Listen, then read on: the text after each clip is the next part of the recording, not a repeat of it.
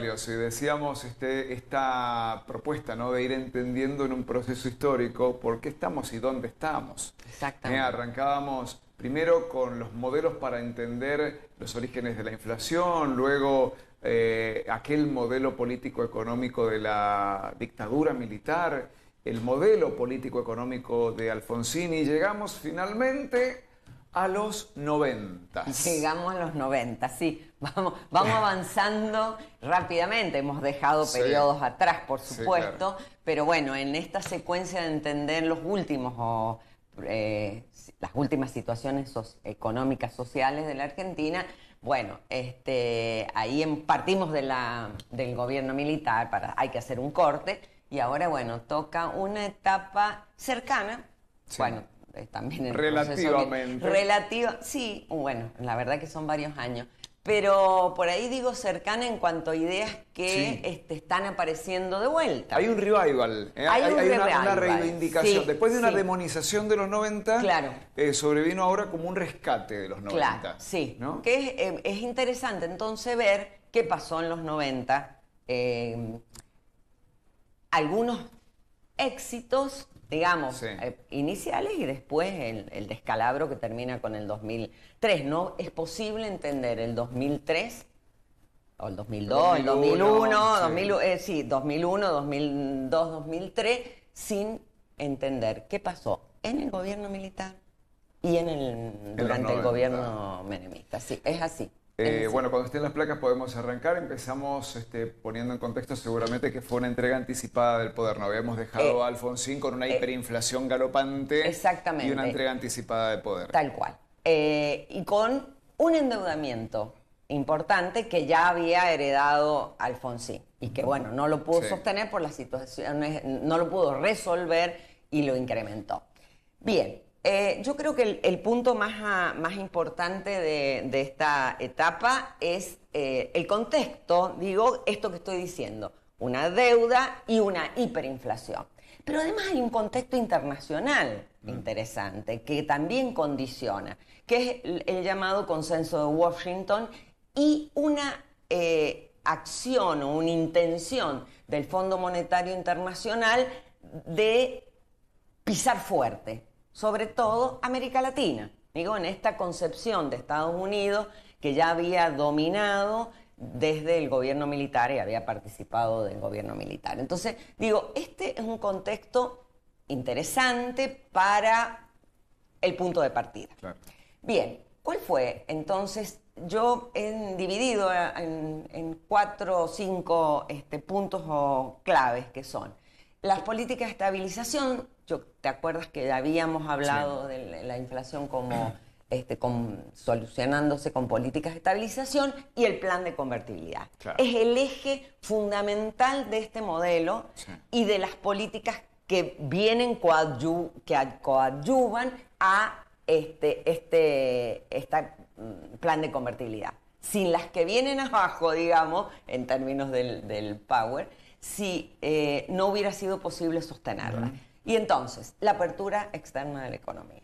Digo, para que entraran, no está ahí, pero para que entraran capitales fácilmente, se desregula el mercado de capitales.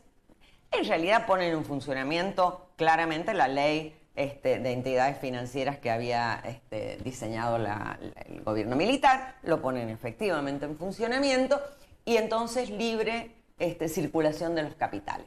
¿Por qué? Porque lo necesitaban. Claro. El plan Brady es una cosa interesante y grave, digamos, para la América Latina, porque aparece el plan Brady con pago de la deuda, ya no de los intereses.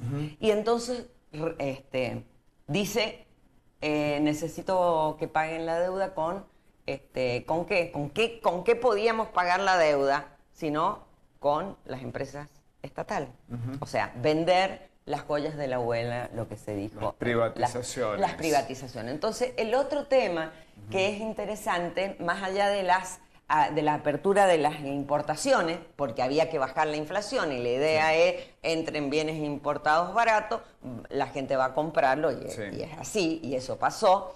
Y eliminación de las retenciones, o sea, aranceles de importación y entonces la apertura era da capitales a los bienes importados y eliminación de las retenciones.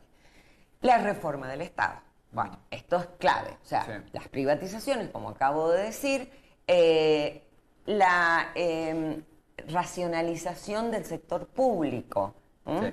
Entonces, ahí era las jubilaciones, las sí, FJP, sí,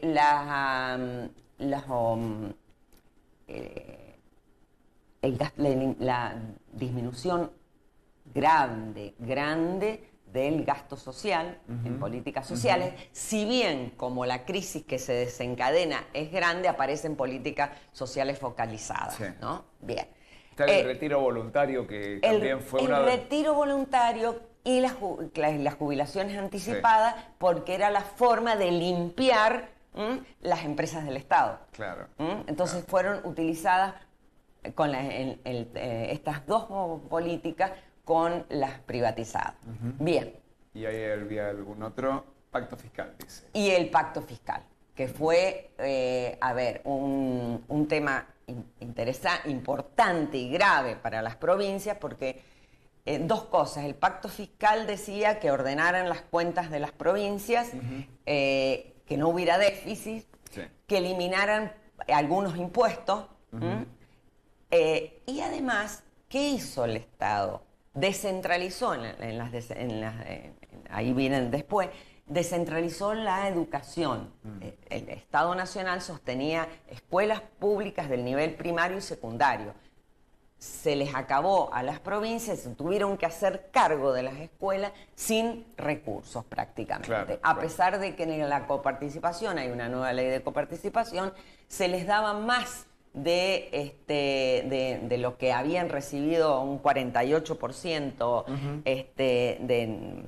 un 56%, perdón, a las provincias, pero no fue suficiente porque les quitaron el IVA, claro, la parte del IVA que generalizaron y aumenta del 16 al 21. Digo, ahí estamos entonces viendo ya cómo hay menos dinero en las provincias, se tienen que hacer cargo de más cosas, y el pacto fiscal los restringió a cualquier inversión que tuvieran como consecuencia el aumento de el déficit. Bien, claro, eso fue... San Juan pierde en ese momento 500 mil millones de pesos. Eso ahora parece que es poco, o no, sí, pero en ese momento fue muy importante.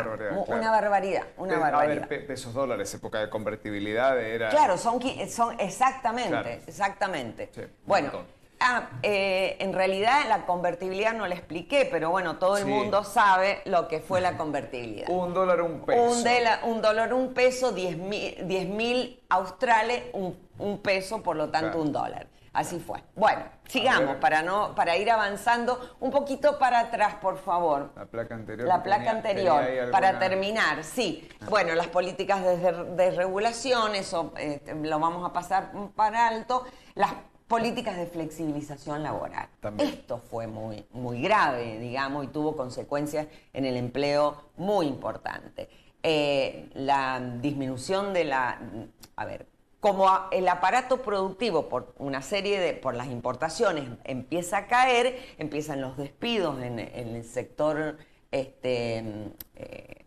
industrial fundamentalmente, sí, ya lo vamos a ver, pero aparecen leyes, por ejemplo, la privatización de las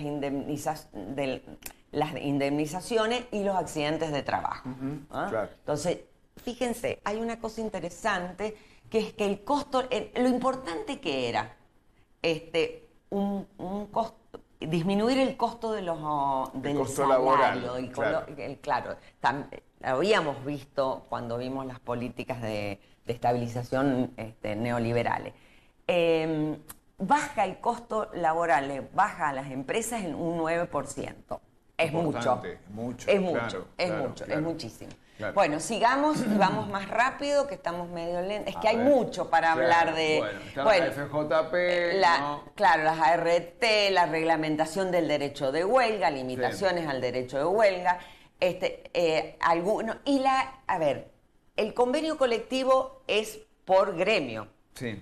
Empieza a desestructurarse eso y aparecen las negociaciones por empresa. Sí. Por lo cual, los empleados sin el sindicato atrás tienen una menos capacidad de negociación. Por lo tanto, también van a la baja. No solamente habían bajado en términos de dólar, por lo cual hace competitivo a las empresas, porque eran 10.000 australes, $1, $1. Entonces baja lo que costaba $800 en términos internacionales, un salario, baja a 200. Claro. Claro. Entonces muy competitivo desde ahí, porque la competitividad tenía que ver con la baja del costo laboral. Bueno, la reforma fiscal, que ya algo lo explicamos recién, sí, claro. El congelamiento de salarios por muchos años y la disminución del gasto social. Bueno, ahora esto es el marco global, digamos, las políticas públicas. Ahora vamos a ver las consecuencias. Bueno, a ver, hay que destacar, y esto es cierto, que hay un crecimiento de la economía, además de la baja de la inflación. Enorme baja y un crecimiento en el 91, o sea, al final del 91, sí, del 10,6.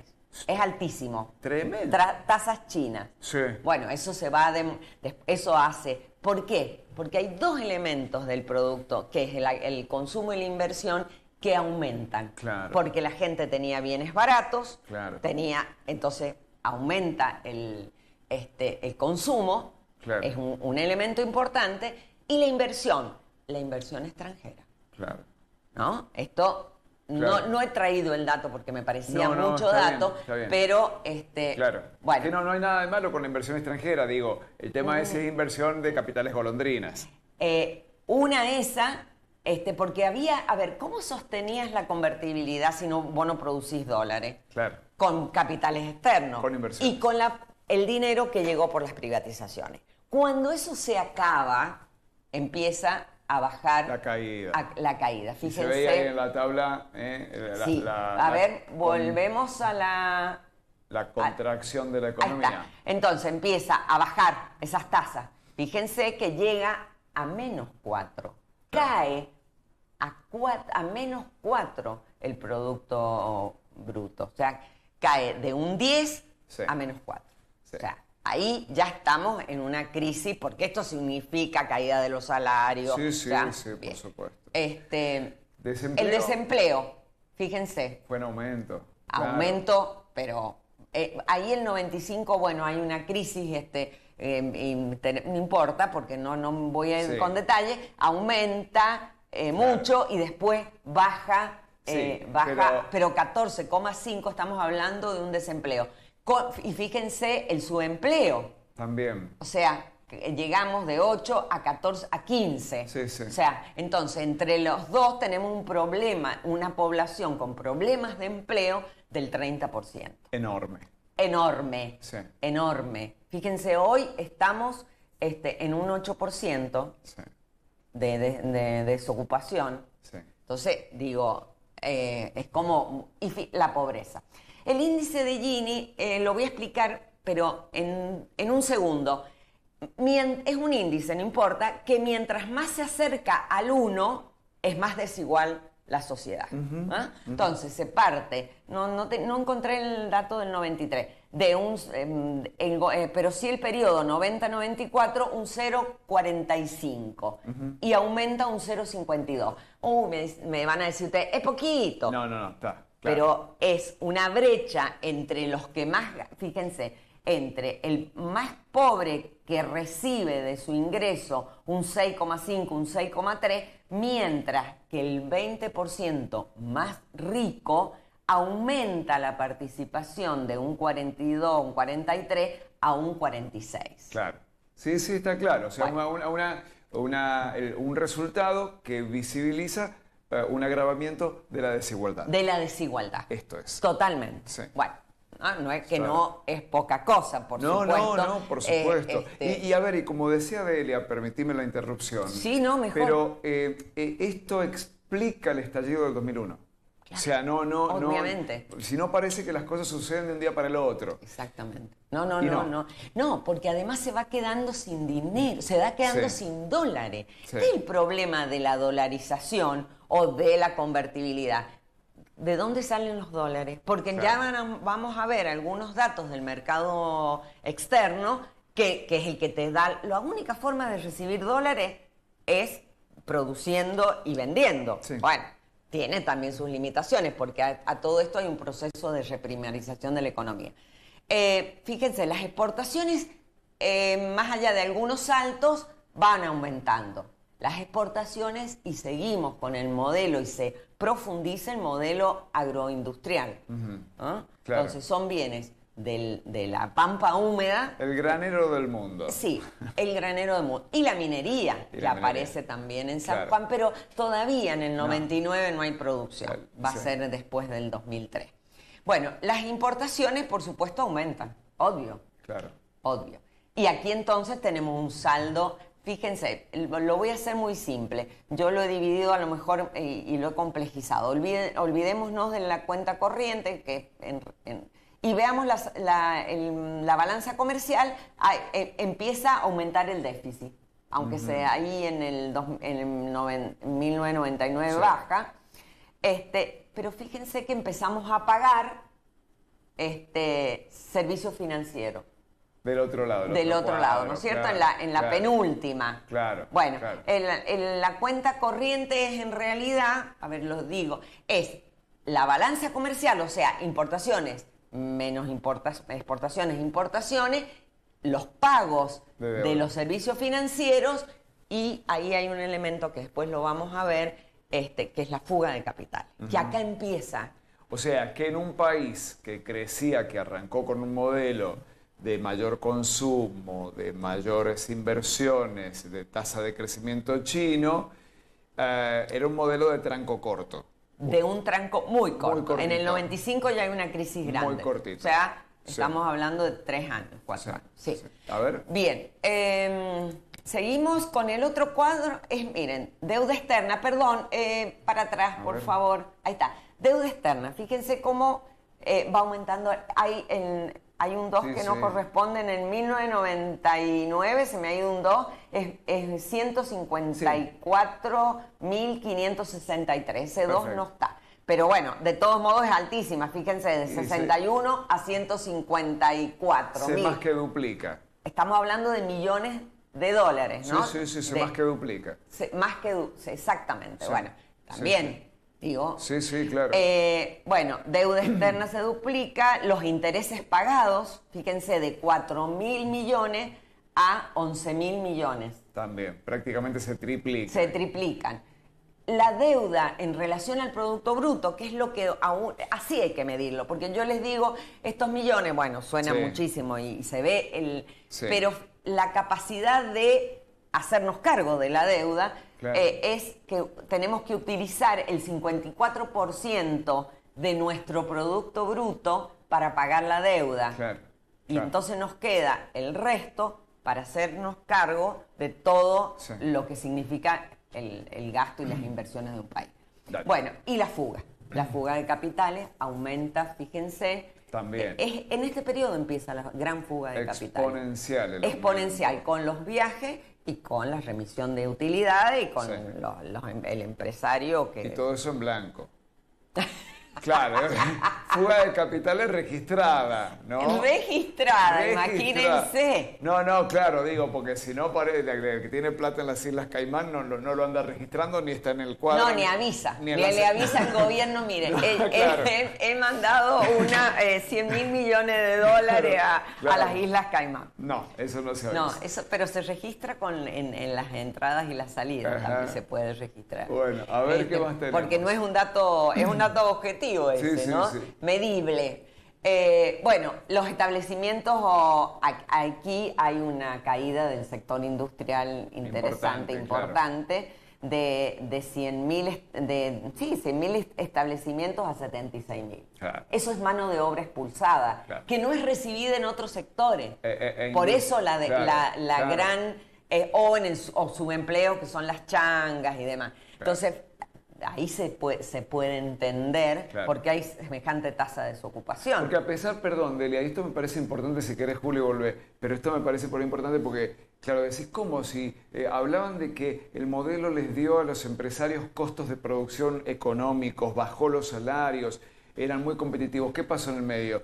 Pasó el peso argentino. Pasó el peso argentino y pasó fundamentalmente la importación abierta sin límites. Entonces no tuviste ninguna barrera de protección para la industria. Exactamente. Y se cayó un montón. Se cae un montón. Por Claro. eso yo dije que en el Alfonsín fue la última etapa del modelo de sustitución de importaciones. Claro. Lo termina de acabar. Claro. Entonces no hay más modelo, hay un modelo mirando hacia afuera. Nada más. Interesante. Em, ¿Qué más? A ver. A ver, la mano de obra, obviamente, cae. Si Sí, caen los establecimientos industriales, cae la mano de También. obra. Bueno, sigamos y Desocupación. nos estamos largo hoy, pero es que hay mucha información. Bueno, la importancia es, esto rápidamente, fíjense cómo va creciendo los capitales locales, pero grupos económicos, Claro. Los conglomerados extranjeros y las asociaciones, que son capitales locales con grupos transnacionales. ¿Ah? Sí.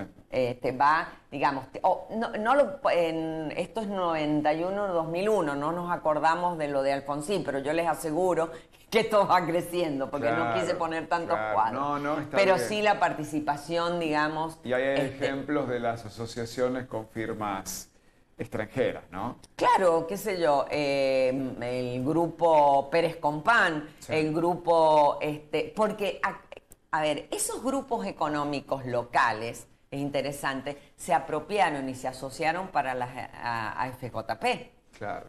Es decir, todos tuvieron, esos grupos que venían de los capitanes de la industria, que venían del gobierno militar, se meten en el negocio de las AFJP. Un negocio financiero, las FJP, No, para los más jovencitos, Sí, era a la ver. jubilación privada, y bueno, se prometía que era como una caja de ahorro, cada uno tenía su depósito, una cuenta personal, y las empresas, las FJP, hacían Negocios. festival, iba a decir. Negocios. Colocaciones financieras Sí, claro. con la promesa de que te iban a hacer crecer el fondo. Bueno, a la hora de jubilarse, Eran 2 pesos.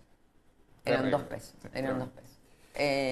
¿nos Bien. queda alguna otra por ahí? Sí, nos queda Sí. algo que tiene que ver con la concentración.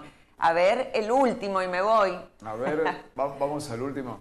No, No. perdón, el anterior, discúlpame, El es que anterior. estoy... Ahí está, miren, fíjense la concentración que hay, que se produce. Miren, en el 58, 25 terminales automotrices, en el 98 quedan 3. ¿No? Esto es el proceso cuando hablamos Sí, sí. de concentración. Sí, claro. Las autopartes de 1000 a 300, la celulosa de 4 a A 2. a 2. A 2. El cemento produce el 50% loma negra y las 3 primeras el 78%. O sea, ¿esto para qué lo pongo? En limpieza. Sí, sí. Lever produce el 60%. Bueno, Sí, ya sí. Lever se fue, pero vendió muchas cosas. Pero, a ver, Lever tenía la fábrica de tomate, Sica, o sea, que producía, era tan importante Sí. como Arcor.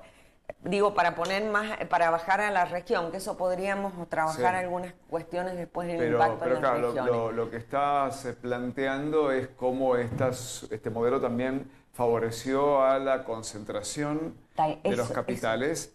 Que no paró, Que no paró. o que se pudo revertir muy poco. Y las posiciones dominantes se hicieron crónicas también, ¿no? Obvio. Hoy se habla mucho de eso, ¿no? De los grupos que tienen Bueno, posiciones dominantes pero- en la formación de precios. Pero me parece, yo quería mostrar que esto viene de este periodo. Claro. Y alguna intentos de resolverlo posteriormente, otros se agravaron, es como grave. Y aquí termino porque me parece que se ha hecho largo. ¿Por qué se puede imponer este modelo? ¿Y por qué se sostuvo? Y gana las elecciones intermedias. Sí. Bueno, está el Pacto de Olivo después, Sí, pero sí, bueno, sí, no podemos. Pero, a ver, hay que decir que este modelo económico fue posible porque tuvo mucho respaldo popular. Este fue un modelo Inicial. económico muy respaldado. Y por algunas coaliciones. Claro. Esto es, una coalición que tenía que ver con los grupos económicos, el gremialismo peronista, que apoyó las privatizaciones, que apoyó la flexibilización laboral, y grupos de la iglesia y grupos, bueno, los militares no, que estaban ahí Sí. medio desarticulados. Pero bueno, por esto se puede entender, esta coalición de grupos conservadores, grupos liberales, bueno, está Julián Sogaray, Donan Sogaray, son grupos ya muy consolidados en ese momento en términos de la derecha, ¿no? Sí, sí. Entonces, Pero ahí bueno, esto explica, bueno, después yo no me olvido que la Alianza ganó en el 2001 con Fernando de la Rúa, prometiendo continuidad de convertibilidad. Obvio, y lo pone a Cavallo Y de termina ministro. llamándolo a Cavallo, digamos. Claro, termina porque se revienta. Vuelvo, digo, al punto de Elia, y discúlpame la intromisión, No, me encanta. pero claramente hubo un acompañamiento con el voto. Sí, ¿no? sí, claro. Hubo un acompañamiento con el voto. Sí. Fue un gobierno democrático. Sí, con algunas limitaciones, en términos enfocados en el sector trabajador, sí, ¿no? sí, sí, Esto no se pero- puede olvidar. Bueno, Ahí estamos, ¿eh? Y ahí estamos. Sí, pasamos de la demonización de los 90 a un revival y puntos suspensivos. Sí. Por lo pronto, siempre resulta enorme.